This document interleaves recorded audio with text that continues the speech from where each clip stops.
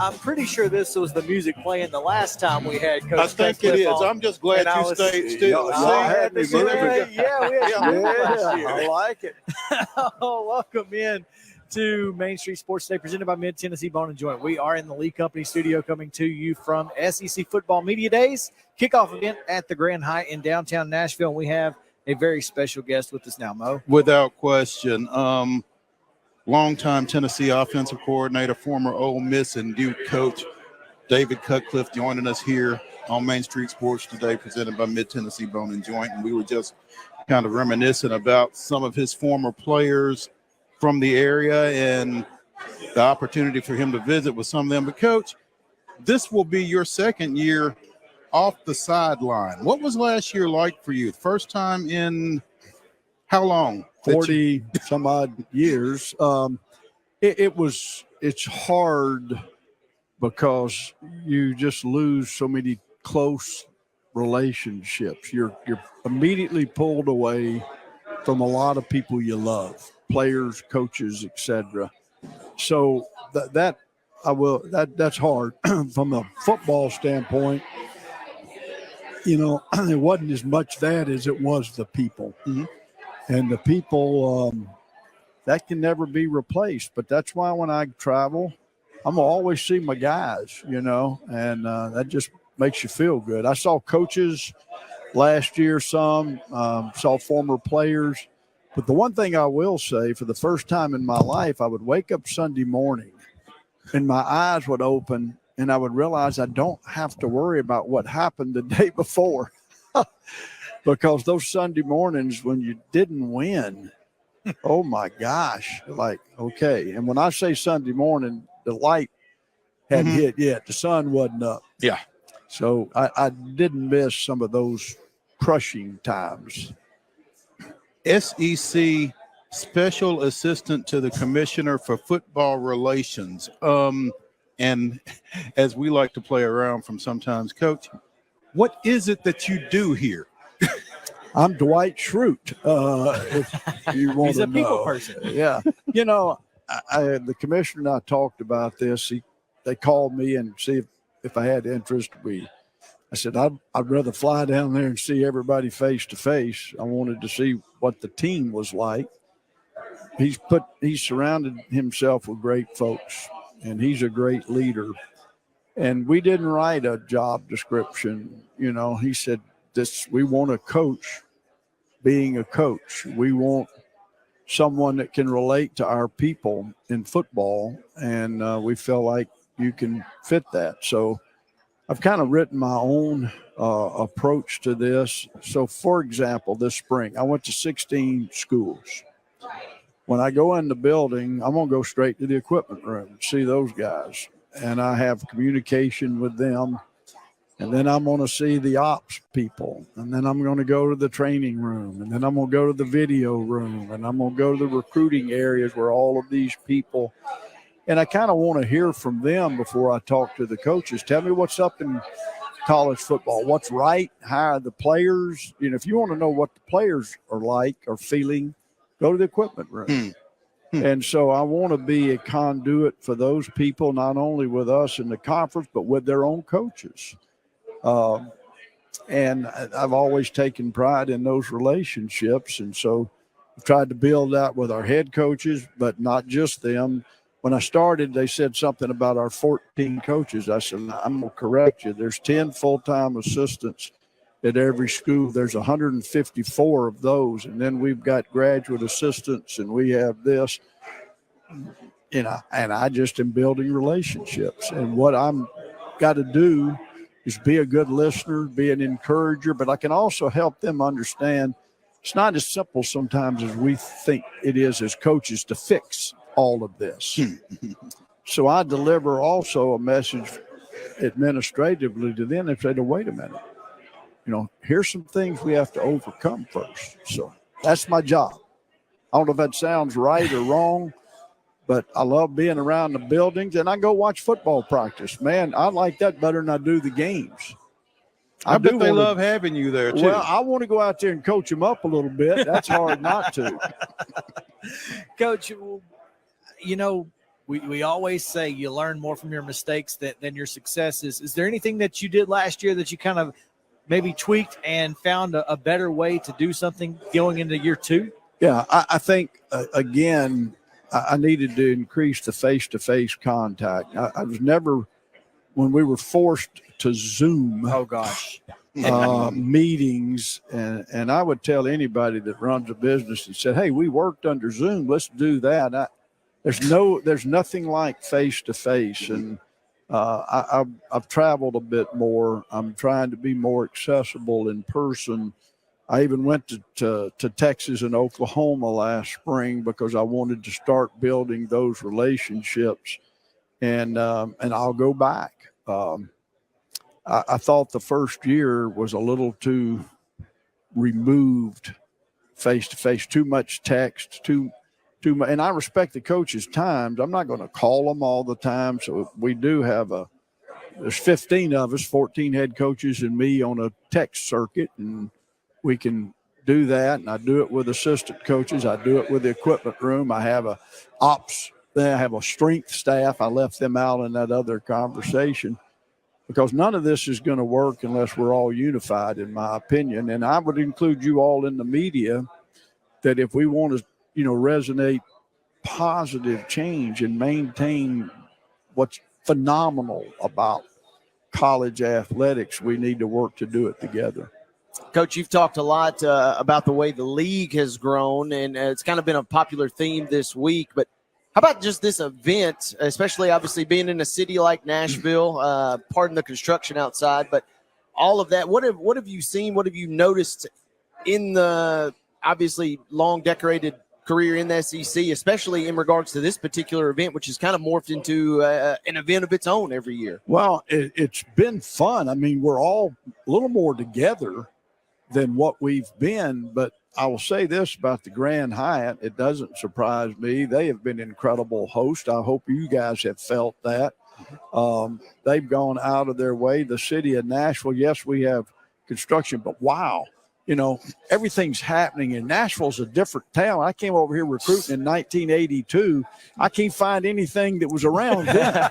Coach, there isn't anything around that was here in 82. But our access, and, That's it. everything here is so dynamic. And I like the neon they have of each institution, and I can, from my room, see some of the neon in Nashville, and just this has been a great event. I'm sure we'll be back.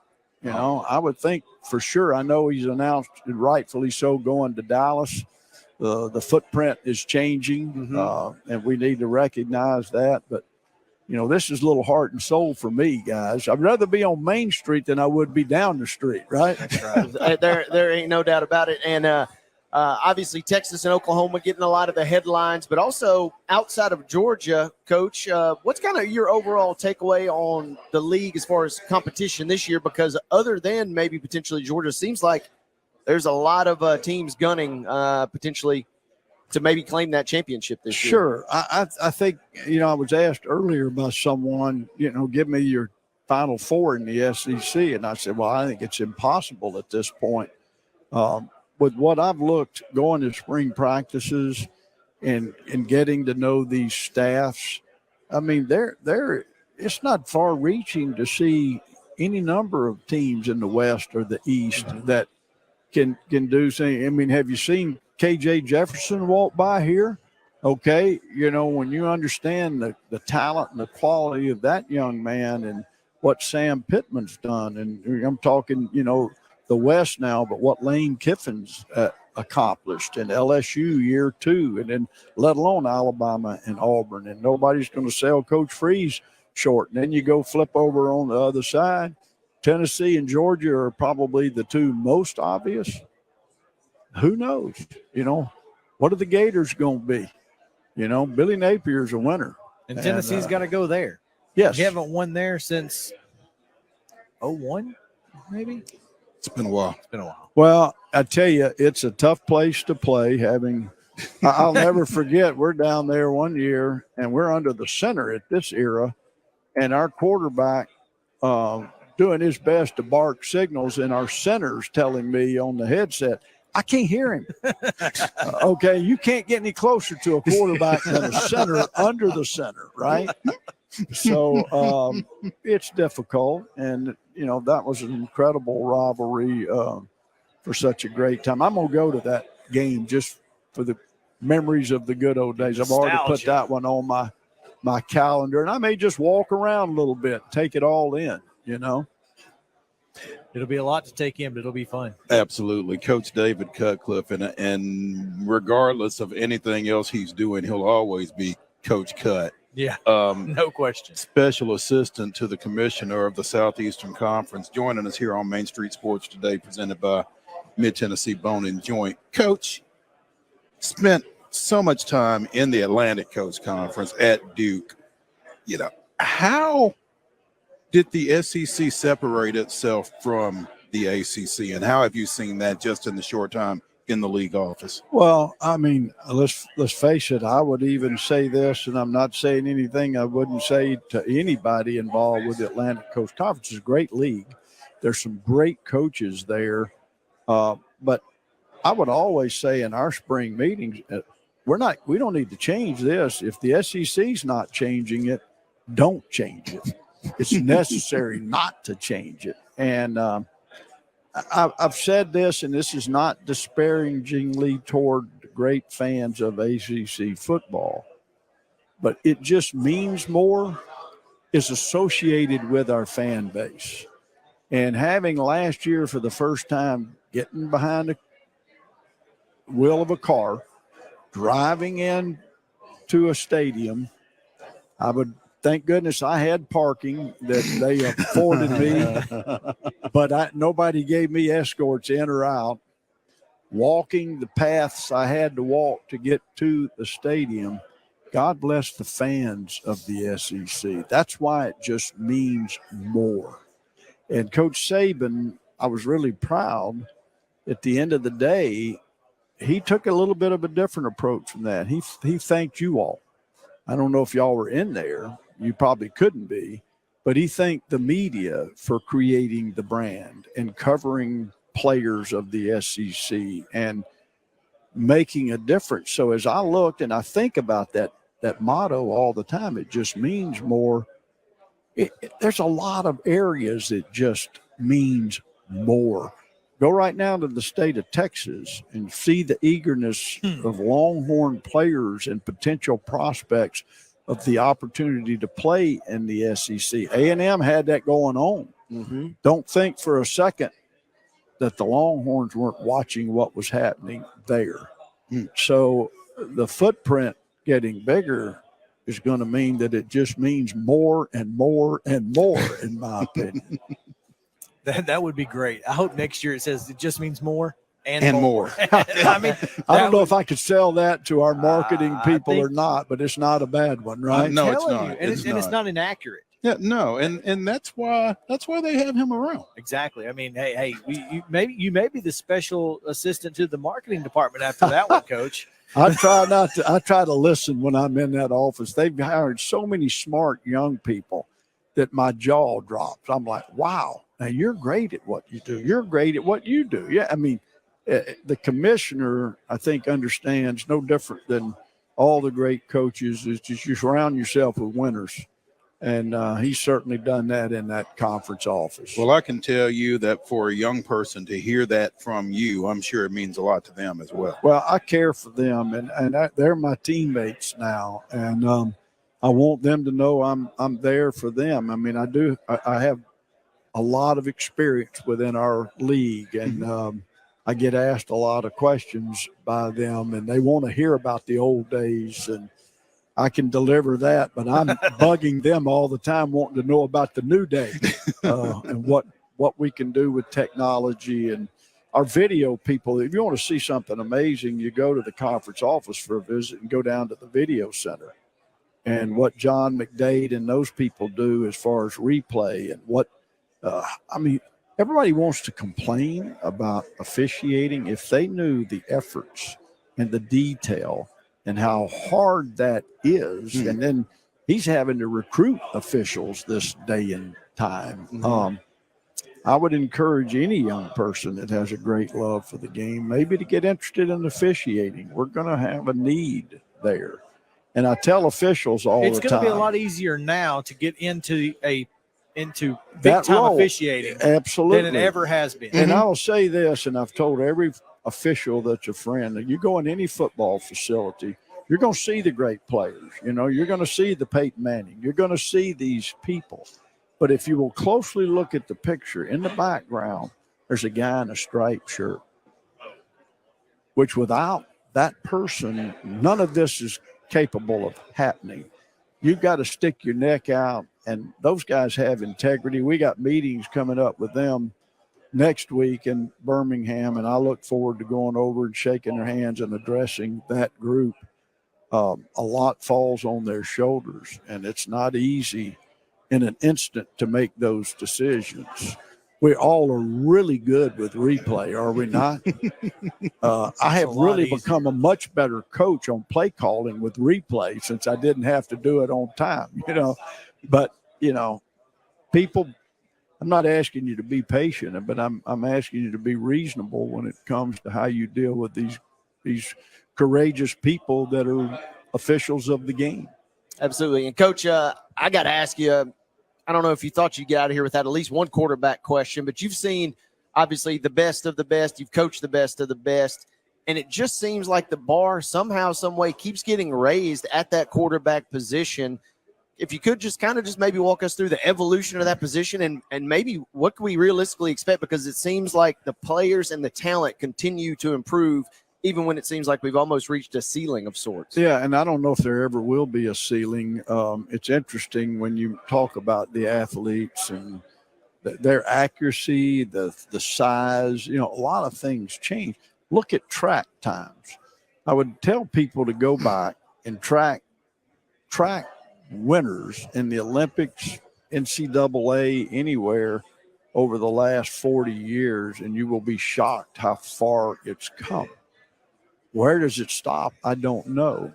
But the athleticism, the control of the ball, and the rules of the game somewhat help quarterbacks. I want you to realize that, rightfully so, they've taken these crunching hits over the middle out of the game.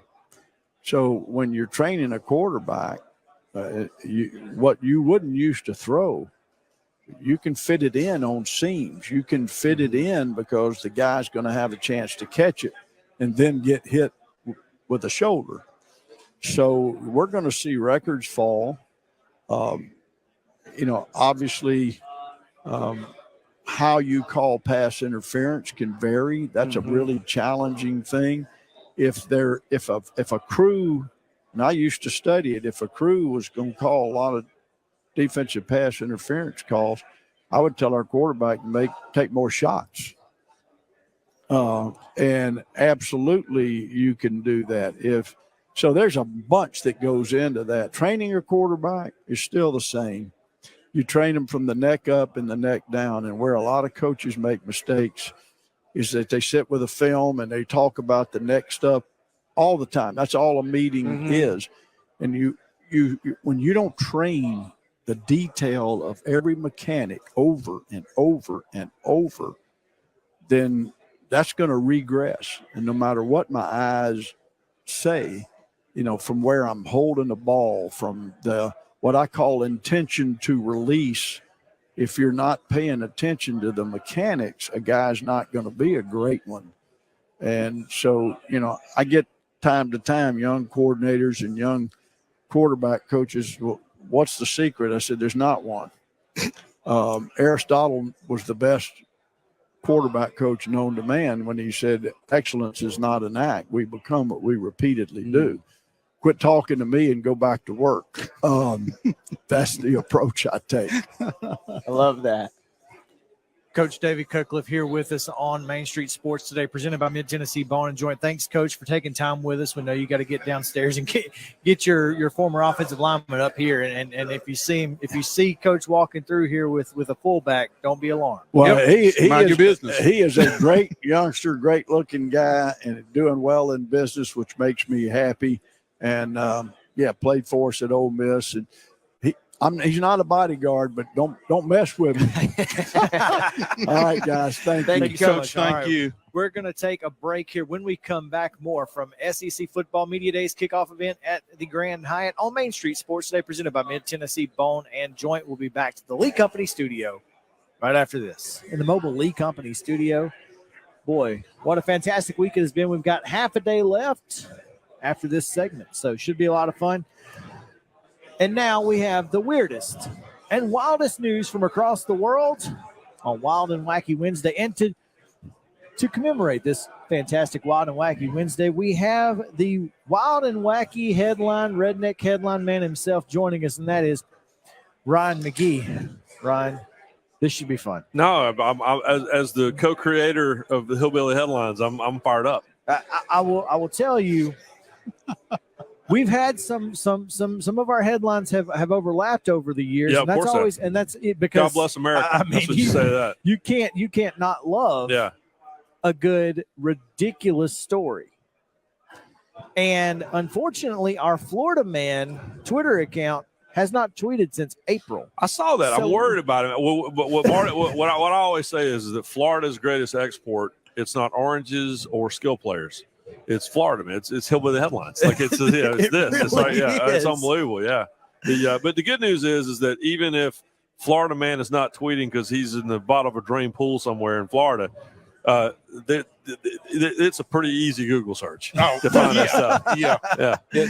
The story tells itself. Oh, just yeah. about. And they're everywhere. When I lived in Connecticut, I remember calling my dad and going, man, there are rednecks everywhere. I didn't realize. I just thought we had them just where I grew up. I said, but no, there's a guy with a Dale Jarrett flag with a dog barking that, fights with his wife in the front yard every night right here in Connecticut. So it happens every 3 day. doors down. Happens every day.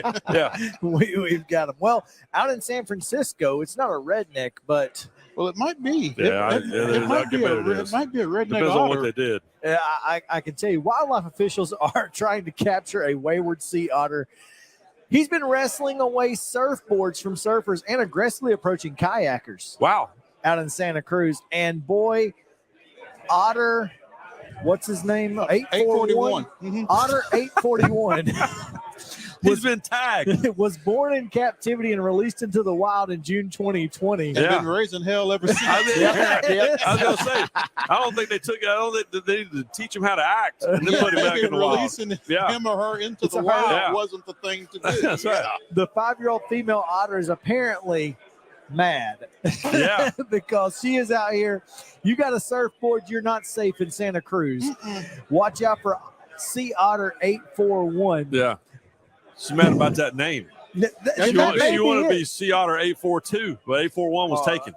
I mean, this is rough here, but Southern sea otters are apparently Southern they're- sea otters. There you See, go. there you go. They're There you blaming go. us. They're blaming us. That's not what it couldn't have been a California sea otter. Sea otter's clearly Southern. Yeah. You Sea don't- otter's Suddenly it all this makes sea otter's sense. clear from Mobile. Yep. He ain't from up here. they play a fundamental role in maintaining healthy coastal ecosystems, but not so much if you're a surfer. I went down at when national championship game was out at Levi's Stadium. I think it was Trevor Lawrence's night, but I remember 2 nights before I went down to Santa Cruz and ate dinner on the pier, and that thing was covered up in these sea lions. They were asleep at night, and I was like, I'm messing with them, man. They're big, super. Now we know they're Yeah. big and mad. They are And very they're angry. stealing surfboards. Yeah, exactly. Right. But they're either mad or they just want to surf, and you can't buy a surfboard if you're an Yeah. otter. Yeah, you can't. It's kind of That's like a good point. the That's a Mitch good point. Hedberg joke where ducks love bread, but they can't buy a They loaf. can't buy. Yeah, exactly. So they're going to come after you. Yeah, that's exactly right. Well, let's talk about Seth Frederick Thomas, a 39-year-old transient whose last listed address was Largo, Florida. He was arrested and charged with disorderly conduct, a second-degree misdemeanor, according to Pinellas County Sheriff's Office online booking records, as he was disorderly and violently yelling at passing vehicles while waving a can of, you guessed it, Florida Man beer. Yeah. Florida So- Man brand beer. There Has is it got meth in it? Buddy, A little bit. I wish I knew what the ingredients were, but I Ah. guarantee you there is an upper in there somewhere, whatever it might be. When we do Hillbilly Headlines with Marty McGee at the end almost every time, I go, and Marty, I can't believe this, and he'll go, methamphetamine? I go, yeah. I mean, every time. Was it a controlled substance? Yes. Every single Yep. time. It never fails. Well, this one is right up your alley Okay. because it involves a baseball team with a weird name. All right. Not a minor league team, though. They're a Right. summer college team. They used to be a minor league team, I think. Mhm. But the Physicians Committee for Responsible Medicine has sent a letter urging a Georgia summer collegiate team to change its name. And they've also sponsored a billboard imploring Macon fans to keep bacon off What? your plate. Still want to change the name of the Macon Bacon? Exactly. Whatever. You know what? I'm going to wear a Macon Bacon hat this weekend on the show. Aaron- Just out of protest. Anna Herbie, the group's nutrition education program manager, wrote to the team's president, Macon Bacon's glorification of bacon, a processed meat that raises the risk of colorectal cancer and other diseases, sends the wrong message to fans. Fun police, man. Yeah, Eastern North Carolina, which is where I'm originally from. Biggest hog farms in the world. I mean, every that's why we have Eastern North Carolina barbecue. But there's billboards all over the place from different organizations. You know, don't do this. And I'm just like, I think you're just encouraging it. It's kind of like when we were Right. kids. They put that parental advisory sticker on the CD. Yep. That just meant I was going to listen to it. buy There it. you go. Yeah, exactly. That's exactly If it's an what that R-rated, if it's NC-17, I'm probably just going. I wasn't going to go. Now I'm going to go. So yeah, I had no I intentions. wasn't going to eat bacon, and now I'm going to eat it. Now you Gonna made eat me think. Made me think of bacon. Eat extra bacon. That's right. Yeah. And do you know the Macon Bacon's mascot's name? I don't. Kevin. Kevin Bacon. Kevin Bacon. That's fantastic. Okay. There you go. Props to them. The concession menu includes bacon wrap bacon, steak cut bacon, bacon loaded cheese fries, and bacon chips. Because, listen, Yeah, If it's a you're- great place. I've been there. I actually been there. I've been. I went. They were the Macon Braves for a while, and now they're the Macon Bacon, and it's a great place. Bacon wrapped bacon. Yeah. is kind of calling out to me a little bit. Oh Got my no, attention. whatever. Well, the greatest thing about covering the national championship game, like the CFP national championship game, is there's almost always when you get back to the hotel at 2:00 in the morning from the game, they do like a big bacon spread, and it's like 9 different kinds of bacon. They had bacon ice cream. I'm like, oh, I bet that's no good, but I'm going to try it, and it was amazing. So sweet and salty can't beat that. no, it was awesome. Plus, at 2:00 in the morning when I hadn't slept all day, There you go. it's even better. There's that. Finally, we're going to go To Connecticut. to Connecticut. Okay, there we you go. I So told y'all. This is right. I told you. I'm Yeah, telling exactly you, right. we're going. That's we're right. going Circle of with life. you. Well, no major injuries reported in a Monday night mayhem crash on I-95 in Bridgeport. Oh, the devil's blood vessel. That's what Marty and I call I-95, the devil's blood vessel. But troopers arrested a truck driver on several charges, alleging he knew that his truck was leaking human waste onto the interstate and now has caused accidents all over. Was he hauling like Porta Johns I don't know if it was just a rotor-rooter with or a big whatever y'all tanker. call it? Yeah, Porta Yeah, John. I Yeah, don't- you know, I bet that's what. Oh, oof. Yeah. Wow. Think about this. It's 11 p.m. at night. You're driving down the interstate minding your own business. What's that smell? Squirt. You're in the wall. I told you, I-95 is the worst. This is the worst. This is one of those, by the way, there's always those hillbilly Helens that kind of bump up against. Should we do this one? This is it. like we had one time that involved a testicular injury. Oh, And about the 5th time we said that, both our phones started ringing. And it was one of the ESPN bosses going, could you please stop saying that? They gave us one. They gave us 3 times. We got to number 5. And it was like, we would really like for you to stop saying that. Oh, you know, you got to be really careful, and especially these kind of things. Yeah. What's the news? Not only are you driving along, Yeah. but the first vehicle was a motorcycle. Oh, well, of course it was. so you fell in it. Yeah, of course in it all was. likelihood. Oh, Yeah. wow. Nice. Oh, yeah. This There you is- go. this Nightmare is- fuel. This is rough, but the guy he was charged with reckless driving, reckless endangerment, Yeah. failing to secure a load. He posted a $25,000 bail. Wait, to what? secure a Well, load. wait. You're not going to let that go, right? Mo You and I, tried to talk over Mo and I top immediately of were it. like, wait. I did. Yeah. Was just No, let you me took go. us here. So, yeah, failure to secure a Secure a load, load. everybody. Yeah. There you go. Man, I really enjoyed this show. I'm glad I was here when y'all got canceled. This is great. It's never a dull moment though. Yeah. Never a dull moment. And, Oof. and Ryan, SEC Media Days, never a dull moment here. Yeah, it's been great, and I'm not just saying this because I'm talking to you guys, but this location has been great. I mean, we were just talking about this a few minutes ago with the Legend, and this is great, and the location's great, the facility's great. Facilities. Anybody needs any update on the Broadway Bridge construction, I got you. I've been watching it out my window like a movie for the last 3 days. But it is. I mean, listen, Nashville. We were just on Teresa about it. There's a reason that there's so many events coming here because this is an event place, and but this has been great. All due respect, I love the College Football Hall of Fame. That was hard to navigate last year. When I talked to you guys, I felt like I was but I love that place. But it just I don't miss the creepy mall in Hoover, right?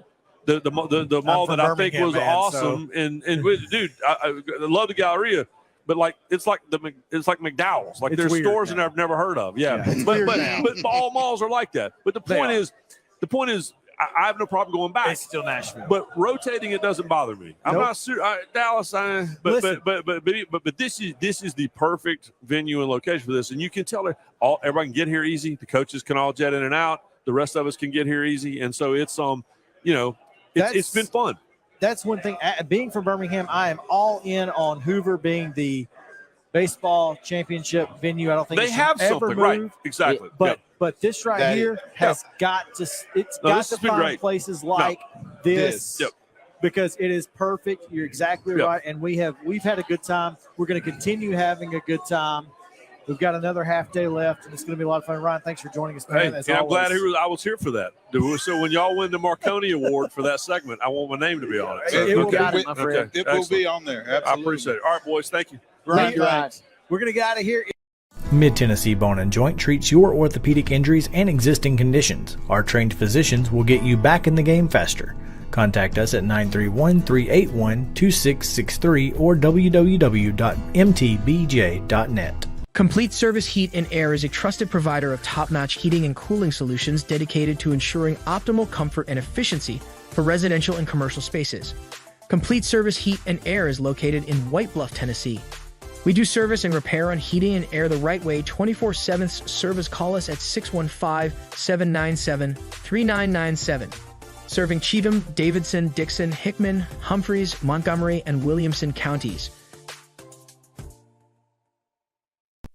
With Lee Company technology, the best handymen are hands-off. Lee Company techs have been using visual findings and other smart technology tools for years to add transparency and virtually take customers along. You see what we see, whether we're in a crawl space or on a roof. With Lee Company, technology helps us help you, no matter what's happening in the world or at your house. Jones & Lang Sporting Goods here in Columbia has been outfitting teams, officials, and anybody else from T-ball to college for 50 plus years. Be sure and check them out at 931-388-8060 or online at jonesandlang.com. Jones & Lang Sporting Goods, the look of a winner. Zion Christian Academy, ZionEagles.org or 931-388-5731. You can schedule your appointment. Go tour their campus. It is beautiful over there, and you're definitely going to want to see it. Again, it's ZionEagles.org. Give them a call, 931-388-5731, and schedule your tour today. Did you know that up to 80% of us will experience back or neck pain during our lifetime? Many of you are offered surgery or addictive pain pills to relieve your chronic pain. At the Dr. Gills Center for Back, Neck, Chronic Pain Relief, we have been leading the way to better health, naturally, and have helped tens of thousands of people right here in Middle Tennessee for the past 30 years. I came to Dr. Gill about 10 years ago after my local doctors recommended surgery. I knew about Dr. Gill and wanted to see if he could help me. 10 years later, I am pain-free, no surgery, and no pain pills. Surgery is scary, and over 40% of all back surgeries fail, creating a cycle of surgery and pills. There is a safer solution to your chronic pain. Make the call to the Dr. Gill Center for Back, Neck, Chronic Pain Relief today and get your life back. This office visit is normally $299, but call today and receive your initial consultation, report of finding for just $49. But hurry, this offer won't last long. Call 615-768-8743. That's 615-768-8743. You can't see the sights without the sounds. From the crack of the bat to the roar of the crowd and everything in between, discover what Hit City has to offer. Spend your nights cheering on the Nashville Sounds at First Horizon Park with giveaways, fireworks shows, theme weekends, and more. Single game tickets are on sale now. Visit NashvilleSounds.com to claim your seat today. Mid-Tennessee Bone and Joint has been the official sports medicine provider for Murray County Schools for more than 40 years. We specialize in orthopedic service, and our Ortho Quick Walk-In Clinic lets you bypass the ER. Visit us online at www.mtbj.net. And we have a special guest right off the top of today's show. Looking forward to it as we bring in the Southeastern Conference's commissioner and newly extended commissioner, Greg Sankey. Commissioner, thanks for taking some time. It's good to be here. Construction and rain right now. But, Construction. it's still good to be here. It's been a busy week, but good week. We appreciate you all being here. You about ready to get out of here? I'm staying the night, so I'm good. Oh, okay. Well, you know, I understand that when it rains in a place that we should move whatever event is happening from that place. That's what I understand. That's how it works here in the SEC with Hoover. Baseball and yeah. When it rains, we got to move it. So I guess that's why you're going Rain's to part Dallas, of right? life. Yeah, we you know, we're unique in that we're moving our media days around. Other conferences do not engage in that behavior, but we want to provide touch points for our fans and for media from different places to bring them in. Hopefully they'll stay with us. So you all kind of encourage this to be a fan or for the fans to be a factor in this. I We guess. would like to create more access points, if you will, or touch points. You know, we had a concert all planned out for Tuesday night, and then lightning struck, if you will. The weather got us. You know, the reality is, no apologies for the effort. When we've been in Atlanta, we've had an alumni fan festival activation. We use the college football playoff. Want to use some creative ideas in Dallas. Just to draw people into the Southeastern Conference. I think it's important that we make this not something that's so distant that people don't feel they're a part of it. We want them to feel a part of it.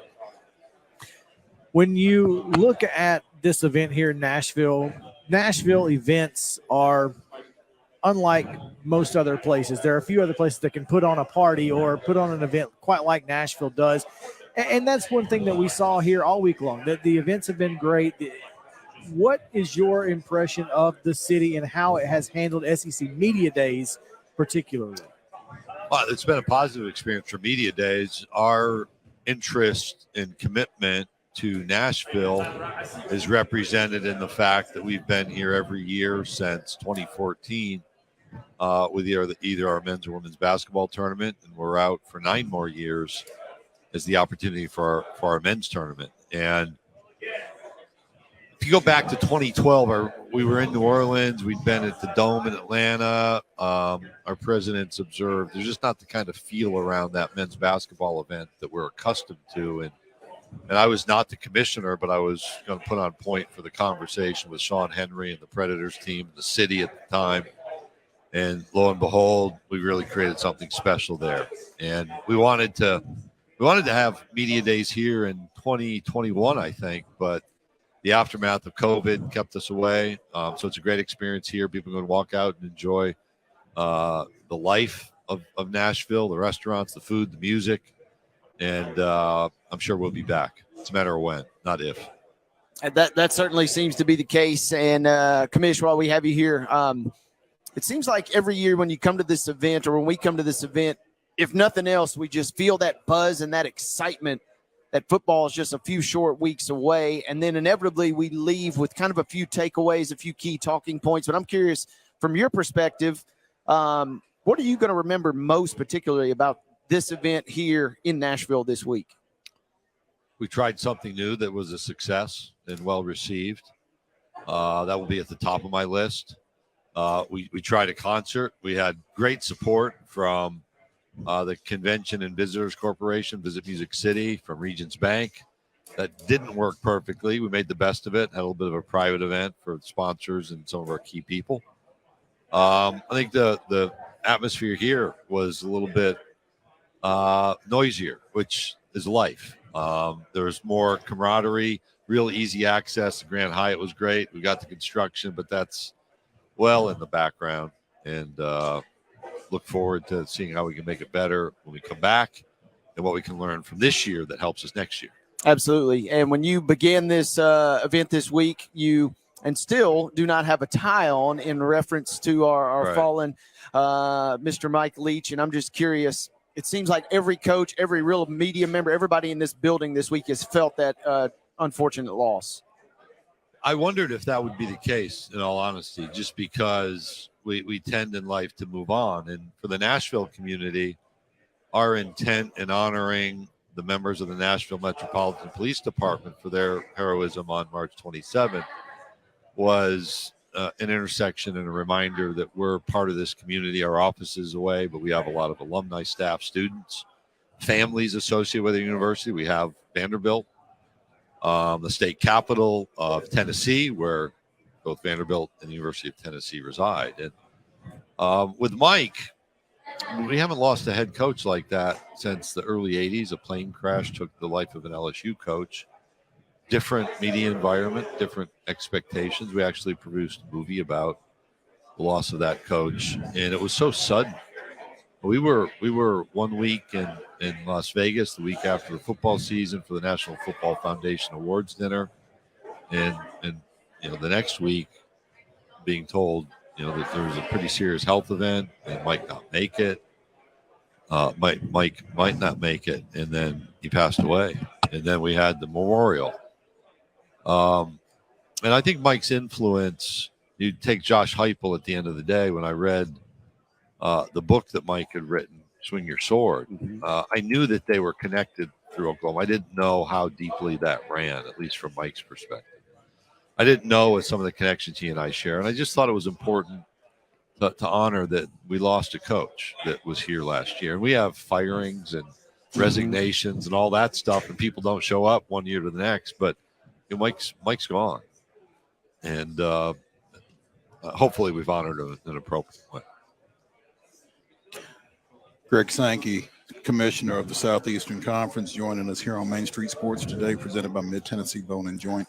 As we continue our coverage this week live from SEC Football Media Days at the Grand Hyatt in Nashville, Commissioner, one of our, as Chris alluded to off the top, one of our points that we kind of took pride in last year was we kind of got you away from football after talking about football all week.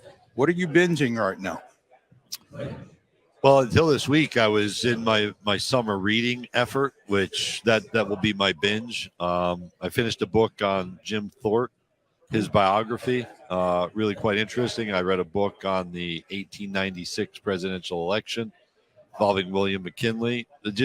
That was recommended to me from a meeting, and you realize you think we got problems now. You need to look back late 1890s. We'll feel a lot better about our political circumstances. So social media would have really blown up in 1896. Oh, my goodness. Like, they removed him from the House. He won a redistricted congressional district in Ohio, but a very slim margin, was verified, and then the Democrat majority removed him as a Republican from the House as a member and replaced him.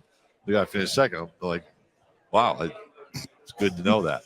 So I enjoy reading. It's really good therapy. For me to step away helps me think and learn. I've turned off the TV. I've watched maybe 30 minutes of TV in the last 3 weeks, which is a bit refreshing. And I don't know. When I'm finished here, go see some family, and then next week kind of get back into the swing of things. So I got to figure out the flow again. Now, when you go, he's reading now, or when he's reading in the next few days, will be a lot less heavy. Yeah, a lot less heavy, because I get a feeling that when he goes to visit family, there's going to be a little one involved. Yeah, redfish, bluefish, and all the doctors. Yeah, we're not quite to the reading level. We're 9 days into life for her. Yeah, but that's going to change. Our oldest daughter had our first grandchild, a baby girl. So we'll stay here this evening and then drive up.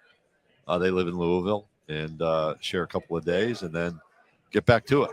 That'll give you a chance to decompress. Huh? Yeah, it'll change your perspective. It's been we FaceTimed last Friday when nobody was sleeping, and so we had not seen her eyes open, and I think alertness and everybody's kind of figuring out the flow.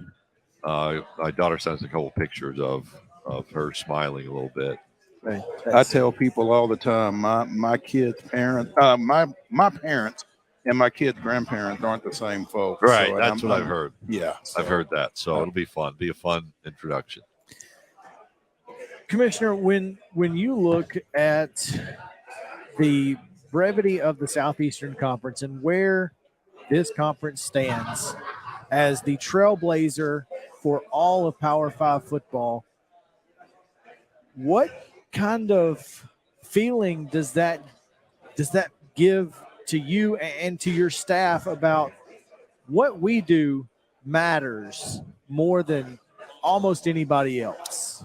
It's motivating, and since 1998, I want to get my numbers right, 6 of our current members have had football teams win at least one national championship. I believe the next highest comparative conference has 2 members that have won national championships. When we expand next July, we will add 2 more members that during that 25-year period have won national championships. So 8 of our 16 members will have had at least one national championship in football. And we've led the nation in attendance for 24 straight years. It is, somebody once said, you want to be part of something bigger than yourself, which we have done. But it does motivate you to figure out how can we provide the best possible support for those endeavors, those competitive endeavors, those games, those competitions, for how we recruit. And it's not just football, it's over and over and over.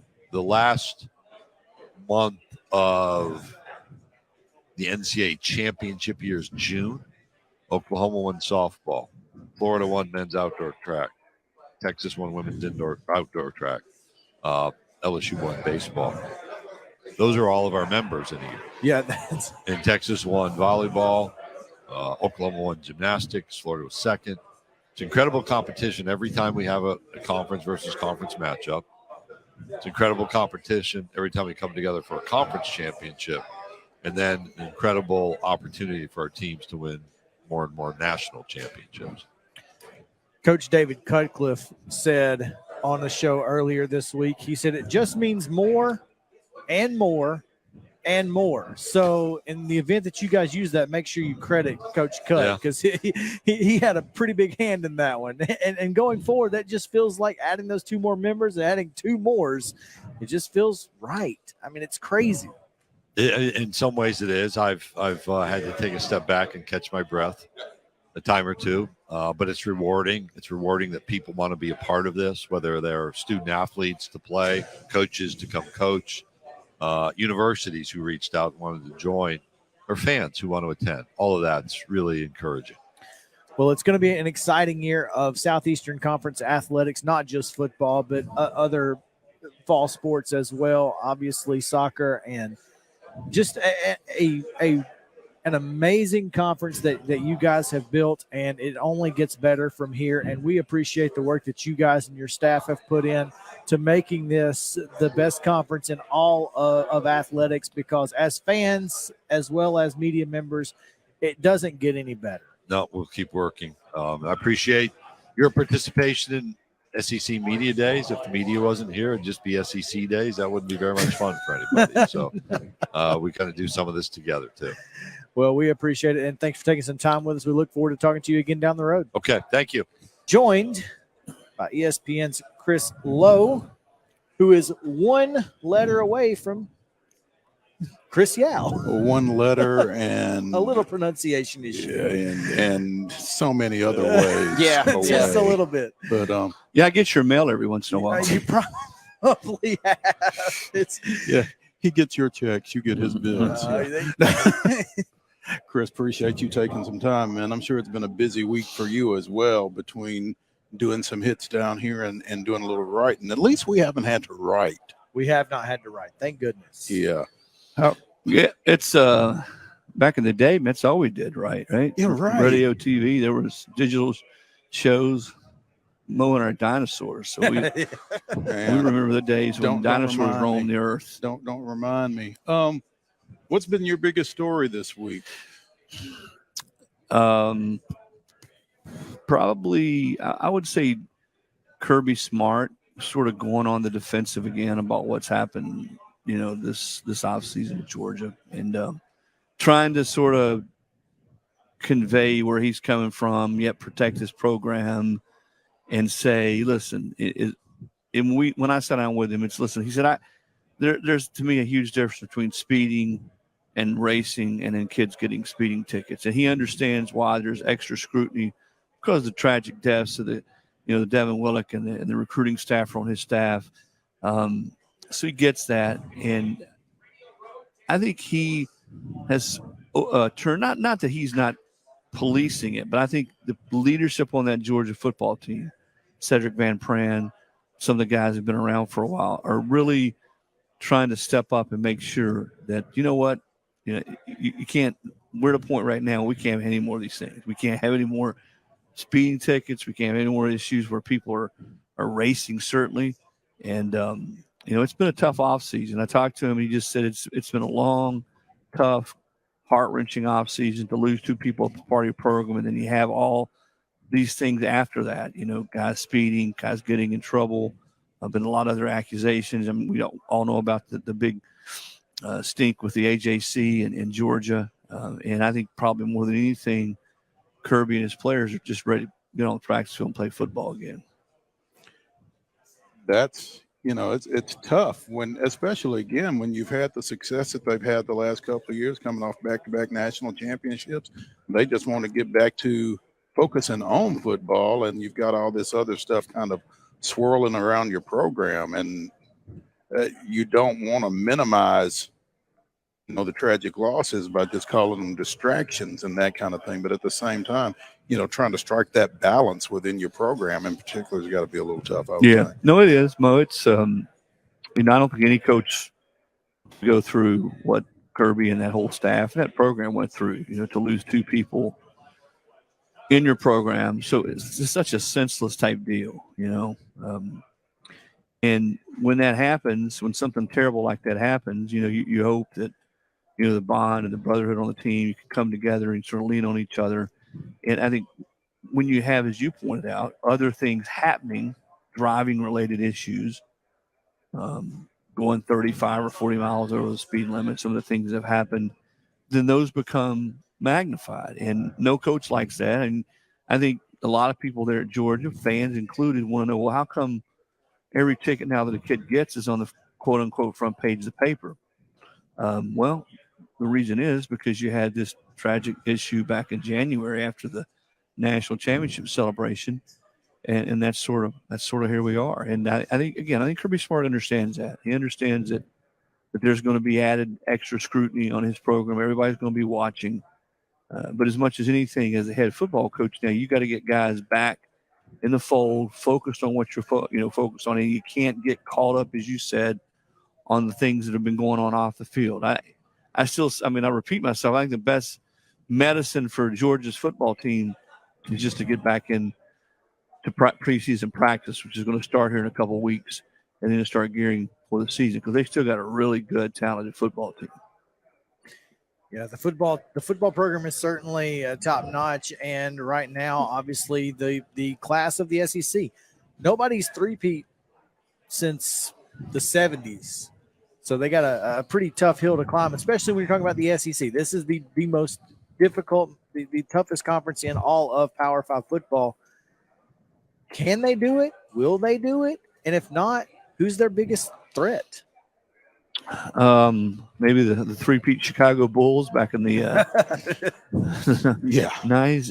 We were looking up. The NCAA is so screwy in how they, before the BCS and playoffs, how they determine national championships. Mo and I are old enough to remember the old polls when you'd have split national championships. Mm-hmm. I think if you to find a school that won 3 straight quote unquote undisputed, I think you go back to the 30s maybe. Wow. Minnesota. I think Minnesota in the 30s won 3 straight. Now, Notre Dame may claim one there in the 40s. Probably. But it's been a long time. And especially to do it in the SEC that's been as good as the SEC's been over the last 2 decades. And, Kirby came right in, had just a so-so year his first year. And, gosh, in 17, they were in the national championship game and lost in essentially the last play of the game against Alabama. So it's they are the class. I think they have passed Alabama. Does that mean that I think Alabama can't retake? then no, I think Alabama's going to have a good year. I think Nick Saban feels like he's probably going to have a more complete football team. They probably leaned a little bit too much on Bryce Young last year, maybe the last 2 years. And Jahmyr Gibbs was there, and they didn't necessarily utilize him. And I think sometimes, Mo, you go back to great players over the years. You don't try to, but as a teammate, sometimes you stand there and this guy's so good, you're just waiting for him to make a play. And it takes away from the entire team. And I think that happened a little bit over the last couple of years because Bryce was so good and such a magician. He was always making plays, had 10 eyes. He knew where defenders were coming from. And they're gonna need more guys to be. It's gonna have to be a more complete effort this year for Bama to be back in the national championship mix. I do think they'll be better in the offensive line. I think they'll run the ball better. I think defensively, you're going to see a defense under Kevin Steele who's going to really put a premium on trying to force turnovers and create negative plays. Bama didn't force a lot of turnovers last year, and that's sort of been their calling card when they've been really good on defense. Remember that one year they scored all those defensive touchdowns? The non-offensive touchdowns were it was like 7 weeks in a row they had a non-offensive touchdown. They've sort of gotten away from that a little bit, and I think that's going to be a priority this year on defense to try to create more havoc on defense, short fields for the offense, and maybe even score some touchdowns. Is that what you heard? Nick Saban gets a little, speaking of defensive, he gets a little defensive here sometimes. I mean, did you get that feeling that he's a little perturbed by some of the rumblings of his legacy and that sort of thing and the question marks surrounding his team? I don't think he thinks a lot about his legacy. I think it's more that here's this program that has won 6 titles under him. He won one at LSU before, and they've done it over a period of time when the SEC's been really good, and all of a sudden they don't win 2 national titles, and people are like, well, they've lost their fastball. Nick's lost his fastball. Mm-hmm. And to me, the stat that puts in what their consistency puts in perspective is, since he got there in 2007, they've never gone more than 2 years without winning a national title. This would be, if they didn't win it this year, this would be the first time that's happened. So I think he, the whole, and he'll tell you, hey, we created that monster. You got to feed it. You got to keep feeding it. He gets that. But I think inside that building, from Nick on down, they're very aware that people think, well, Alabama's best days are behind them under Nick Saban. And that will guarantee you game day, game week, when they play Tennessee again, when they play LSU again, when they get those big games like that. Texas comes into Tuscaloosa the second week of the season. Bama barely beat Texas last year. I can promise you those things will be remembered. Chris, kick out Alabama, kick out Georgia, and even just Tennessee for today's sake. But who's the team that throughout the course of this week, maybe you have a little bit different perception after media days, or who's the team maybe now that the expectations are potentially even higher than we initially thought? I think a lot of people are sleeping on Texas A&M, and I understand why, that they were so dysfunctional last year and just really underachieved. I mean, there's no way A&M should have a losing record with the way they've recruited the last couple of years.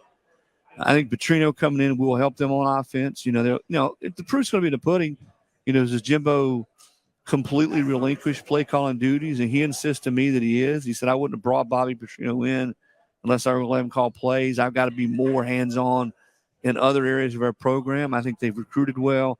I think they got rid of last year some guys in that one class that just weren't real interested in buying in. I think they've gotten rid of some of those guys that just weren't team-oriented.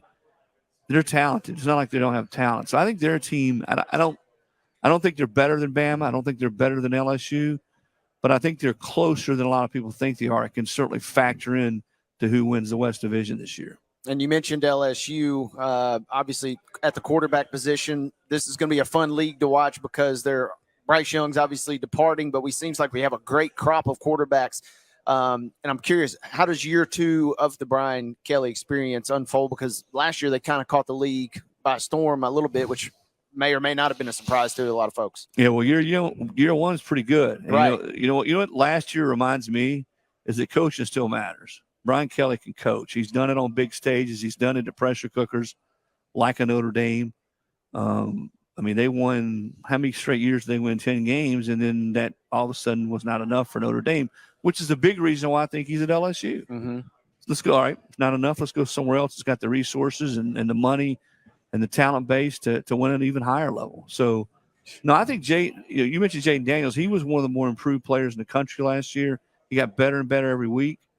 Defensively, if they get Mason Smith, the defensive tackle, healthy this year, which I think he is, with Harold Perkins rushing the passer, they got a chance to be really good. The one area where defensive back is the one area where they've always been good. When has LSU not been just great in the secondary? Mm-hmm. There are some questions back on the back end like that, but I like them a lot. I think the West is going to be a good race. LSU has to play at Tuscaloosa this year. Alabama's got to go to Texas A&M. They're going to, and I wouldn't struggle. Yeah, and I wouldn't count out teams like Ole Miss and Arkansas. I think Arkansas is another team maybe being a little slept on because you bring back. Is there a better quarterback running back duo in the conference than KJ Jefferson, Rocket Sanders? I don't think there is. No. Only because Rocket and Quinshawn are so close. I mean, Jackson Dart could potentially get there, but I don't think he's Jackson KJ Dart Jefferson. is not where Jefferson is. Right. I mean, like you said, Quinshawn and Rocket are close, but Dart and Jefferson aren't. So, I think KJ's so again, third to year. answer your question, no. Yeah. ESPN's Chris Lowe joining us here on Main Street Sports today, presented by Mid-Tennessee Bone and Joint, as we continue to broadcast live from what remains of SEC football media days here at the Grand Hyatt in Nashville. Chris, some of us were talking yesterday at the reception over at Nissan Stadium, for which we got a police escort, by the way. That was nice. We've ridden in the back of police cars, but we've never been escorted by a police car. Anyway, we were talking about LSU, and to your point, Brian Kelly is probably going to go there and win a national championship because that's what coaches do at LSU. The last two coaches they've had. Last three. Les Miles. Last three coaches they've had have each won a national championship. So, Poor Jerry DiNardo. So, I mean, what makes you think that Brian Kelly isn't going to win one before he leaves? Right? Yeah, I mean, at the 0-1-1 with a great roster. I mean, they had an unbelievable roster that year. You're right, Les Miles. And Les Miles had a couple teams that were pretty darn close to winning national titles. Would have won two if Oklahoma State doesn't blow it against Iowa State. And you're right, going all the way back to Nick in 2003 when he won there. That's a place that's, there are not many places that are ready-made to win national titles, but LSU is. I mean, you're the school in that state. I mean, when kids grow up, and it's a great state for talent. There's a lot of great football players. You're not far from Houston, which is loaded with great football players.